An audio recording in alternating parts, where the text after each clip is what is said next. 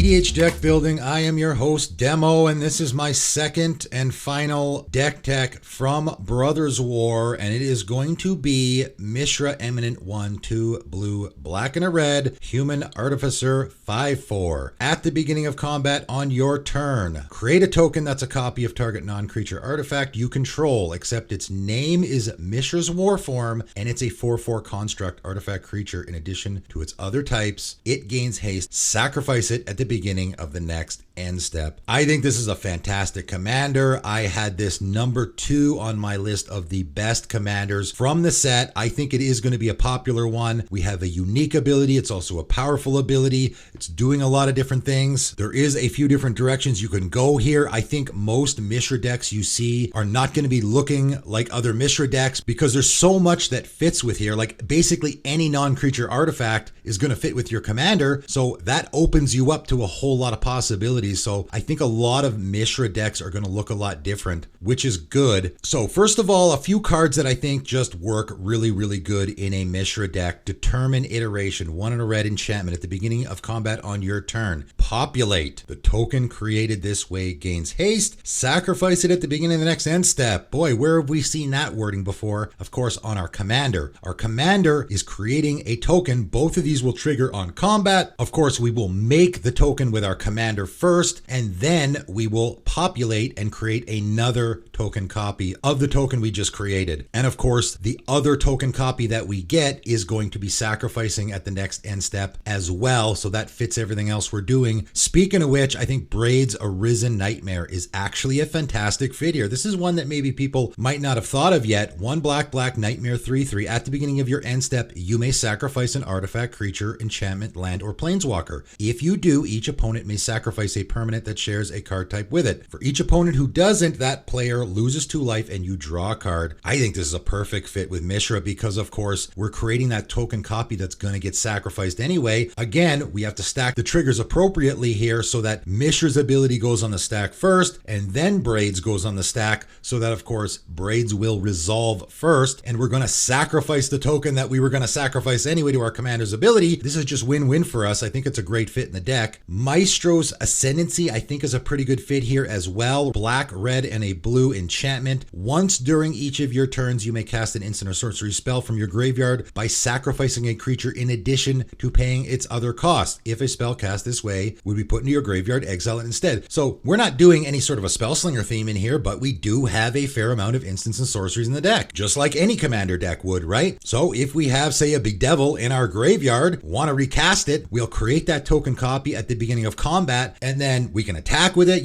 do whatever we want. But whenever we feel like casting that Bedevil from our graveyard, we'll just sacrifice the token we just made in addition to casting it. All we have to do is make sure we do it before that end step trigger again, right? So at any time during our turn, we can now sacrifice those tokens that we're making to cast those instants and sorceries from our graveyard. Idol of Oblivion, of course, we got to have this in the deck because we are creating tokens, so tap this to draw a card. It also is a non-creature artifact, so if we have nothing better to copy with our commander, we can now copy our Idol of Oblivion, swing with it, or we now have 2 Idol of Oblivions and we've just created a token, so it becomes both of them can now tap to draw a card. So that works as well. And then of course we're doing some of the great value-y stuff like the Wellsprings, right? I got Ichor Wellspring and Mycosynth Wellspring in here. They have the ETB and they also have the Leave the Battlefield, which is what's so important about the sacrifice wording on our commander. So we play an Ichor Wellspring, we draw a card. Then on combat, we turn it into a Mishra's War Form. It's going to ETB, we draw another card, and then on our end step, it will be sacrificed and we will draw another card. So just with these 2 cards alone, we can sit there every turn, swinging with a 4/4 creature and drawing 2 cards every turn. That seems pretty darn good. Again, we get back to the scenario where I got to put mana rocks in my deck anyway, so why not put Commander Sphere and Hedron Archive? These are cards that have maybe lost a little bit of popularity in the format in recent times, but they're fantastic fits here, right? My Commander Sphere, I need a mana rock anyway. Now Now I can turn it into a 4/4 creature, swing with it, and then before it gets sacrificed to my commander's ability, I'll just sacrifice it to draw a card. Hedron Archive, same thing. I can attack with it, or I can pay 2 and tap, sacrifice it to draw 2 cards. Some other great, fantastic targets for our commander's ability. Eye of Doom is a really interesting one here. This is a card that I don't know why I've always been fascinated with. It never really gained a lot of steam in the format, even though it was printed in a commander set. 4 mana artifact. When Eye of Doom enters the battlefield, each player chooses a non-land permanent and puts a Doom counter on it. So again, we have that ETB on a non-creature artifact. So every turn we can be creating a copy of this and putting more Doom counters on stuff. You then pay 2 and tap, sacrifice Eye of Doom, destroy each permanent with a Doom counter on it. Now, I know people will say, well, your opponents can just put Doom counters on your Eye of Doom, or they can put it on this or that. Sure, of course, whatever. The great thing about this is you can just crack it whenever you want, right? So I can play my Eye of Doom, put a Doom counter on something. I don't care what my opponents put it on. And then,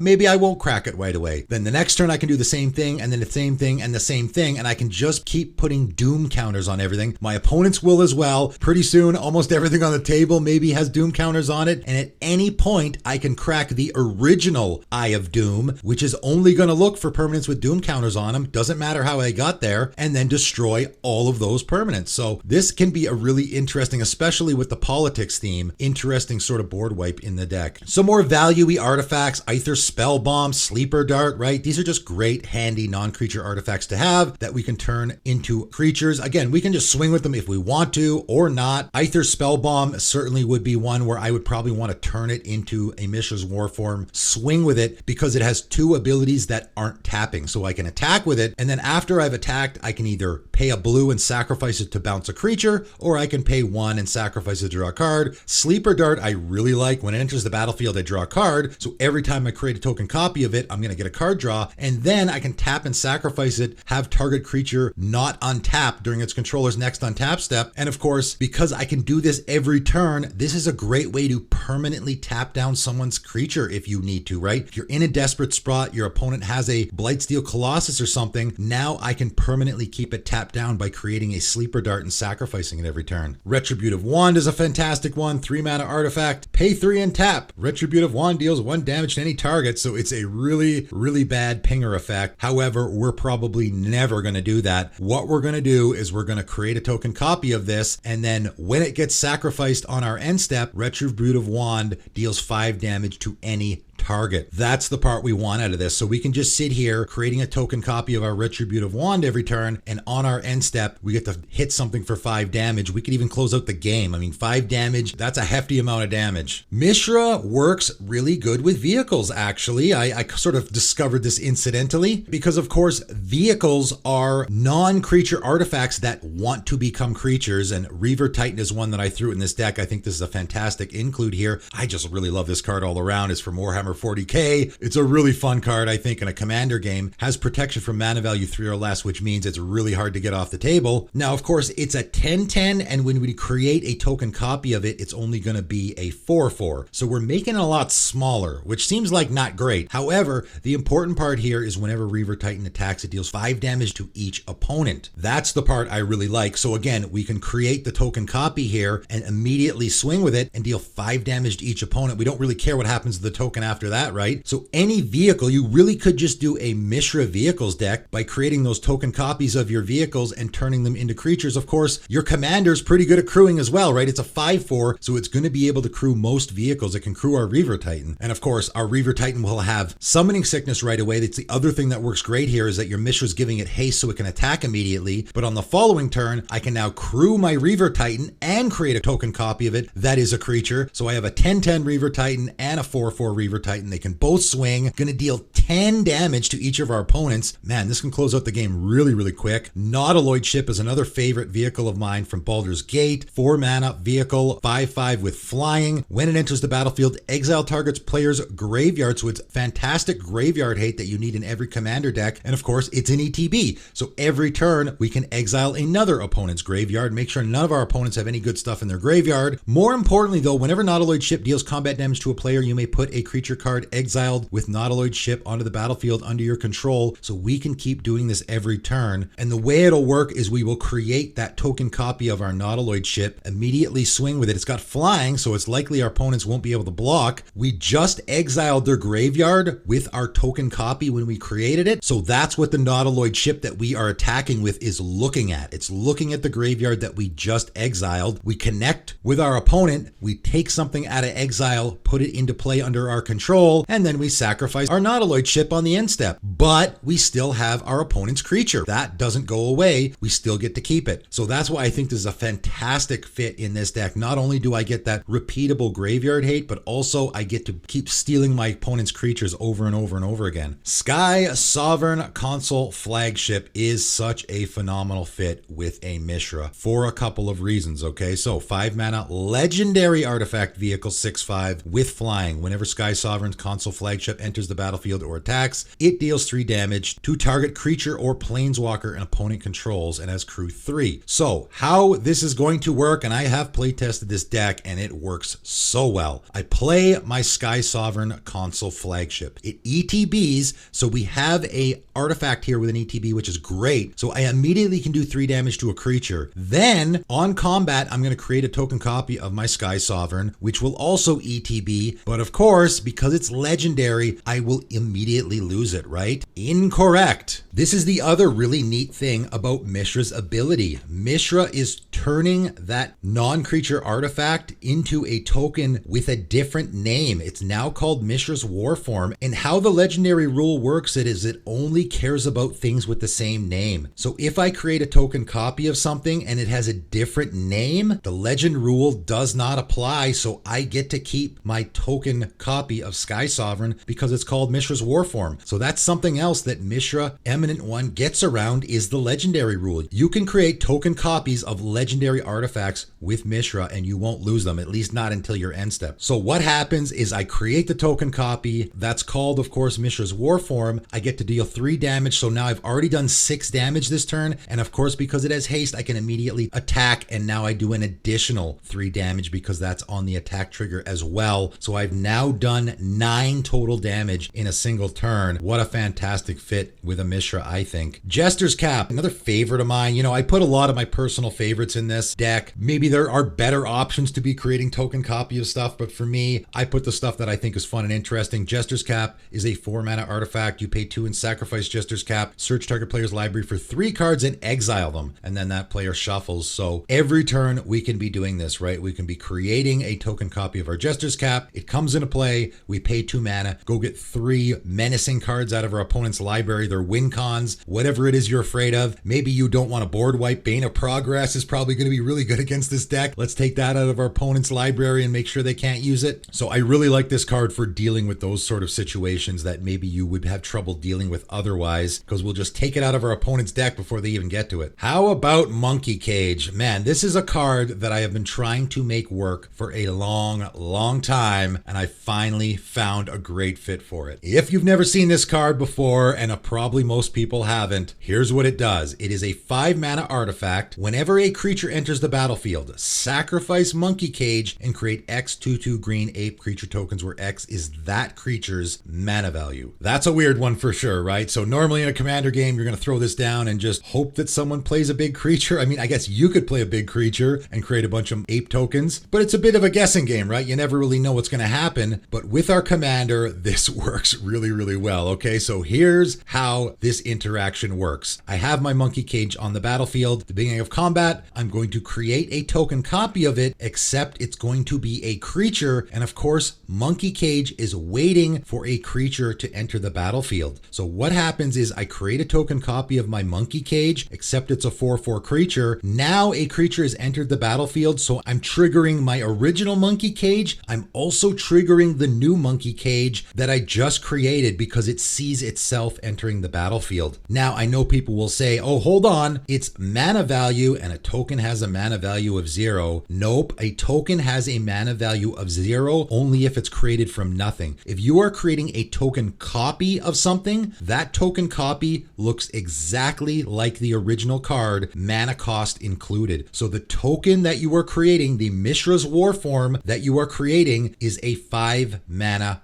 card. So Monkey Cage, both of the Monkey Cages, the Monkey Cage and the Mishra's Warform Monkey Cage, will see a 5-mana creature entering the battlefield. They will both trigger, they will both sacrifice themselves, and what'll end up happening is you're going to get a 2/2 ape for each mana value that entered the battlefield. So you get 5 ape tokens for your first trigger, and then you'll get 5 ape tokens for your second trigger, or the original Monkey Cage. So all in all, what ends up happening here is you're getting 10 2/2 green ape creature tokens. Not too shabby for 5 mana. Also, just a really fun, interesting interaction here. I love it. Of course, once again, we are in the artifact recursion theme here a little bit, so I threw Goblin Welder in here, I threw Scrap Trawler in here. You just gotta have cards like this in a deck like this. We are going to be losing our artifacts from time to time, right? The token copies that we're creating, we're not gonna be getting back from the graveyard, obviously, because they'll just vanish, but all the artifacts we do have, a lot of them have sacrifice abilities. A lot of them will just straight up die themselves from removal and other things, so having cards like this is going to be important. And I also put Strionic Resonator in the deck. This is a card that, man, you could put, I guess, in any deck that has a commander with a triggered ability, which of course our commander here does. But in particular, I think it's a very important fit in this deck. Of course, it's a non-creature artifact, so it's another target for our commander. Probably will never be doing that though, because we want to use that ability. Pay 2 and tap, copy target, triggered ability you control. You may choose new targets for a copy. When I was playing this deck, I started to realize, man, I got so many artifacts in play that I want to copy. Like I have my Sky Sovereign console flagship in play. I also have my Ichor Wellspring in play. And do I want to throw damage around, or do I want to draw cards? Well, heck, with my Strionic Resonator, I can now do both. I can copy that triggered ability, create a token copy of my Sky Sovereign, throw some damage around, create a token copy of my Ichor Wellspring, draw some cards. I get it all, right? So this is a commander that has an ability that I think you really want to be copying. So Strionic Resonator is a great fit here. Really fantastic commander. This is a powerful deck, man. I played a couple games. I won them both. It's really hard to stop this engine once it gets going. Really, you need like a Vandal Blast, Bane of Progress, or maybe Farewell type of card to really slow you down once the engine gets rolling, because the value here is incredible. It's also very much a toolboxy sort of deck. You can't really tutor for the things you want as much. There's a little bit of that. I put a couple tutors in the deck, but it is a lot of answers in non-creature artifact form. So I can go get card draw. I can go get a sort of pseudo board wipe. I can go get graveyard hate removal, all that kind of stuff in non-creature artifact form. So I like that about it as well. Of course, the deck list is in the description below if you are interested in this at all. I'm sure a lot of people will. So feel free to take it for a spin, but that is it for today. And thanks for tuning in.